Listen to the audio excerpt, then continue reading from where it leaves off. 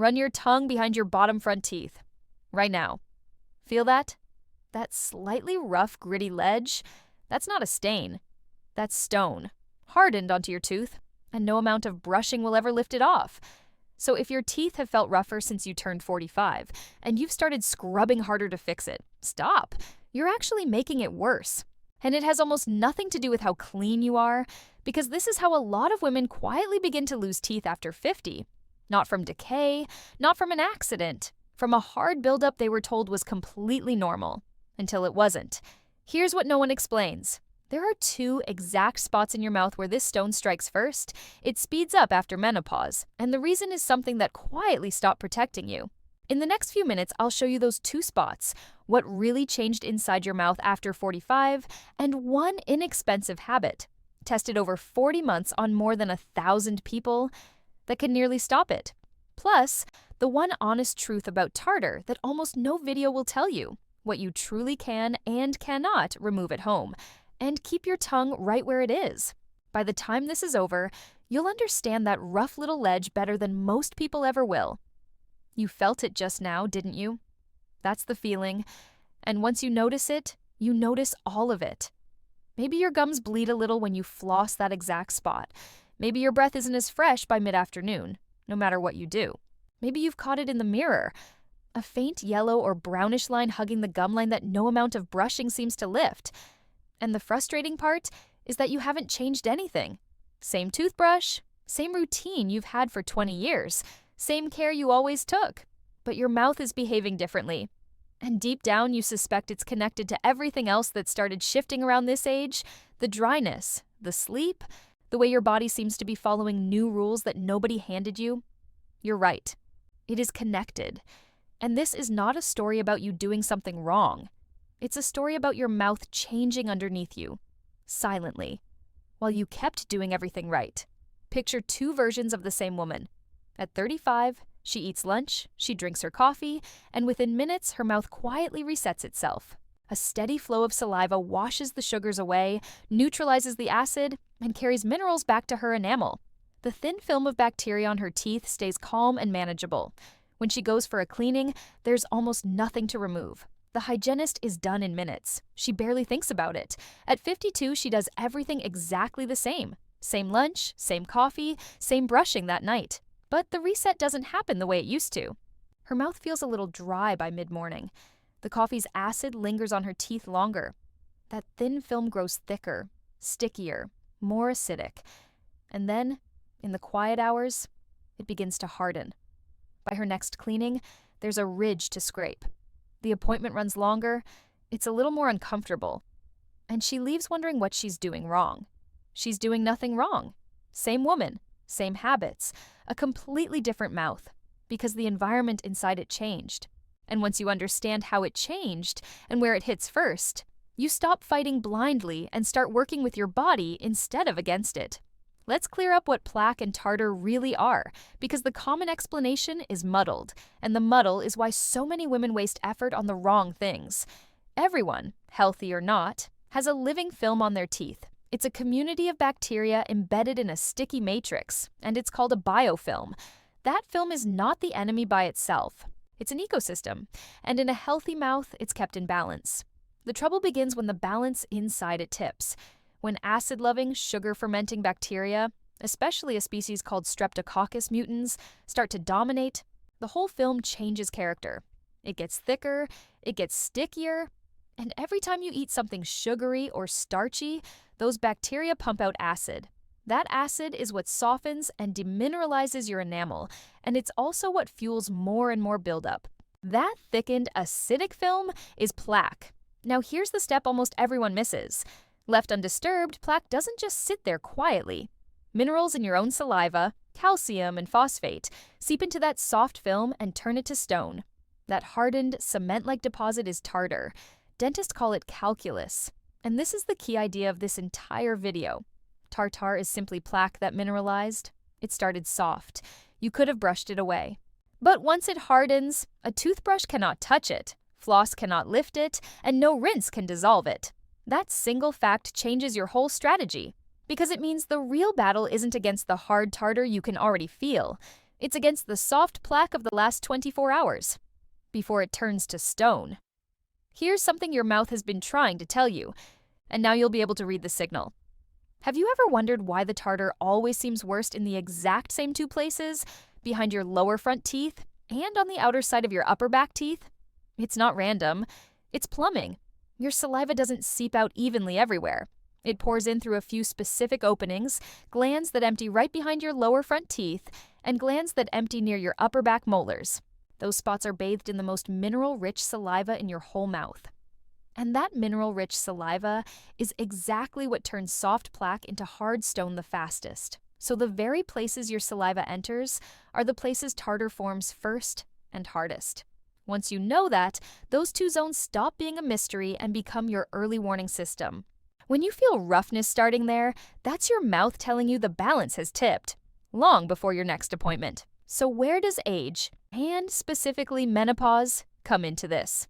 Saliva is the hero of this entire story, and estrogen helps keep it flowing. There are estrogen receptors in the salivary glands themselves. The tissue that makes your saliva is literally tuned to your hormones. As estrogen declines through perimenopause and beyond, many women simply produce less saliva, and the saliva they do produce buffers acid less effectively than it used to. Reviews of menopausal oral health describe exactly this pattern: reduced salivary flow, weaker buffering, and impaired natural clearing of plaque, all of which raise the risk of decay and gum disease. In one study of 38 postmenopausal women, the severity of their dry mouth sensation tracked directly with how low their estrogen levels were. The less estrogen, the drier the mouth. Follow the chain, and it explains everything you've been feeling. Less saliva means less washing away of sugar, less neutralizing of acid, less natural rinsing of that bacterial film. So the film thickens. The balance tips toward the acid producers, and plaque mineralizes into tartar faster, on the exact same routine that used to keep your mouth spotless. That is not a discipline problem. That is chemistry. Your effort didn't drop. Your protection did. And before we get to the solution, understand what's actually at stake.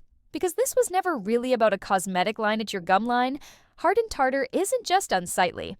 Its surface is rough and porous, a perfect shelter for bacteria to hide and multiply right where your tooth meets your gum. That's how tartar quietly drives inflammation. The bleeding, the puffiness, the tenderness, and over time, gum disease that can loosen the very foundation your teeth stand on. And here's the part that matters most after menopause. The same drop in estrogen that dries your mouth also makes your gums more reactive to that bacterial irritation and makes the bone beneath them, the bone that anchors your teeth, more vulnerable to loss. Menopausal health reviews connect this hormonal shift to a higher risk of gum disease and to bone changes in the jaw itself. So the soft plaque you clear today isn't just about a cleaner smile. It's about protecting the gums and the bone that keep your teeth in your head for the next 30 years. That's the real stakes. Now, the good news and the science behind it is surprisingly deep. Here's what I promised you at the start: one inexpensive, well-studied habit that works with your changed mouth instead of against it. It costs a few dollars, it's been studied for decades, and most women have walked past it in the checkout aisle 1,000 times without knowing what it actually does. Let me show you. The habit is xylitol. Xylitol is a natural sugar alcohol. It looks and tastes like sugar, but to the bacteria in your mouth, it's a trap. Those acid-producing bacteria try to feed on xylitol the way they feed on sugar. They pull it inside themselves, expecting energy, but they cannot actually break it down. So they get stuck. They've spent energy taking it in, and they get nothing back. Scientists describe it as a futile cycle. The bacteria exhaust themselves on a meal they can't digest. Do that repeatedly, day after day, and you starve and suppress the very microbes driving your buildup. Just as importantly, unlike sugar, xylitol produces no acid, so it isn't feeding the demineralization at the same time. And this isn't a fringe idea or a wellness fad. The research goes back decades. In a 40-month study published in the Journal of Dental Research in 1995, Mackinnon and colleagues followed more than 1,200 people and found that regular xylitol use significantly reduced cavity rates compared with other gums. A companion analysis in the journal Carey's Research in 1996 examined the plaque and saliva of those same long-term xylitol users and found their plaque was reduced and less sticky. less able to cling to the tooth, and mineralize into stone. That's the exact property you want working for you after 45. There's more, and it's practical.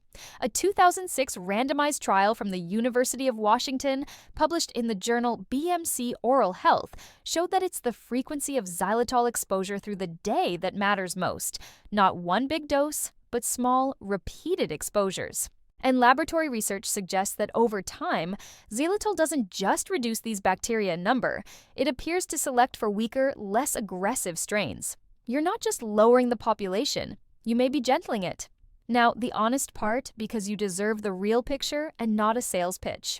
A recent systematic review looking specifically at plaque found that xylitol reduced plaque buildup in most of the trials, but not every single one. The evidence is genuinely strong, but xylitol is not magic. It is a powerful addition to brushing and flossing, never a replacement for either. And it works gradually over months, not overnight. Anyone who promises you an overnight miracle is selling you something. I'd rather tell you the truth and let it actually work. So here's what this actually looks like day to day. First, use xylitol after you eat, and use it often. Because frequency beats dose, aim for small exposures spread through the day. A xylitol mint, lozenge, or piece of gum after each meal, after each snack, after each coffee.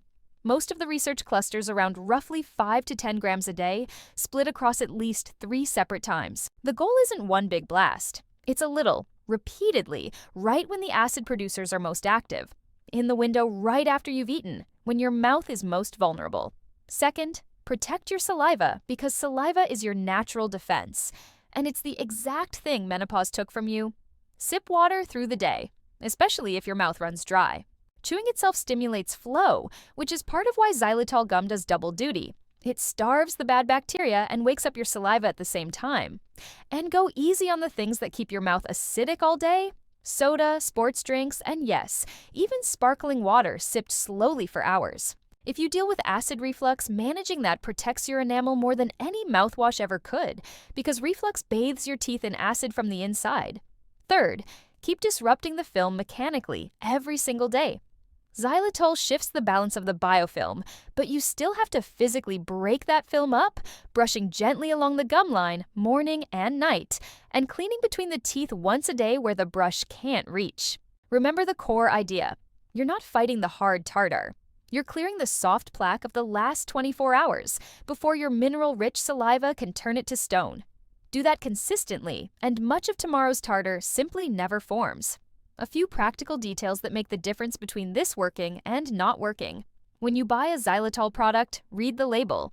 Xylitol should be the main sweetener listed, not buried behind sorbitol or other fillers. Many so-called sugar-free mints use just a trace of xylitol for marketing.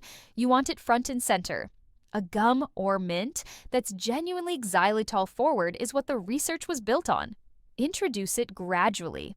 Xylitol is a sugar alcohol, and if you jump straight to large amounts, it can loosen your stomach and cause some digestive upset. Start with a couple of pieces a day and build up over a week or two. Your body adjusts, and then it's a non-issue. And one serious safety note, because it matters and almost no one mentions it. Xylitol is genuinely toxic to dogs, even small amounts. If you share your home with a dog, keep your mints, gum, and any xylitol product completely out of their reach, and never let them near a dropped piece. It's perfectly safe for you and dangerous for them. Worth saying out loud. Now the part I promised, the well-meaning tricks that quietly backfire, because avoiding these matters as much as doing the right things. Scrubbing harder is not the answer. Tartar is fused to the tooth. You cannot brush it off, and pressing hard with a stiff brush only wears down your enamel and drives your gums into recession, which, after menopause, they're already prone to. Gentle and consistent beats hard and occasional every time. Abrasive whitening hacks. Charcoal, baking soda scrubs, do-it-yourself pastes. Don't remove tartar either. They scratch the surface of your enamel, and scratched, roughened enamel actually gives plaque more to cling to. You can end up with a mouth that builds buildup faster. Acidic natural rinses are the most common trap of all. Swishing with apple cider vinegar or lemon water to dissolve buildup does not dissolve tartar, but it absolutely does dissolve enamel. You'd be trading a cosmetic problem for permanent erosion. Anything strongly acidic left sitting in your mouth works against you. This is exactly why the honest approach is about starving the process and protecting your saliva, not chemically attacking your own teeth. And please, never use a metal pick or scraper on your own teeth at home. It's easy to slip, damage the gum, and drive bacteria deeper. That tool belongs in professional hands. And now, the honest truth almost no video will tell you.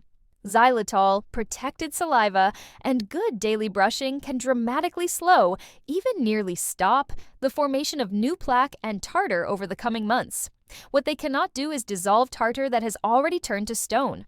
Once plaque has mineralized into hard calculus, it is locked onto the tooth. No rinse, no mint, no oil, and no home routine will melt it away. That existing deposit has to be removed professionally. Anyone telling you otherwise is not being straight with you. But here's why this still changes everything for you. If you build far less new tartar between visits, those visits transform. They get shorter, gentler, less frequent. The painful, protracted scraping you may have come to dread shrinks, because there's simply less there to remove. You're not trying to replace your cleaning. You're trying to make it easy and to protect the gums and bone underneath while you're at it. So give it a real 6 months. Mark the start on a calendar today.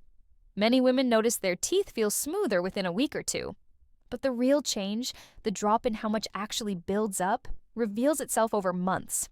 That's the honest timeline. Patience, repeated daily, quietly wins. Small habit, done often, working with your changed body instead of against it. If your mouth started changing after 45 and no one connected it to your hormones, understand this. It was never about brushing harder, and it was never your fault. It was about what stopped protecting you, and now you know how to give some of that protection back. The dryness you may be feeling is only one of the ways this hormonal shift shows up in your mouth. There are others most women are never told about, and some of them explain symptoms you might be blaming on entirely the wrong thing. This video is for general educational purposes only and is not a substitute for advice from your own dentist, physician, or qualified health professional.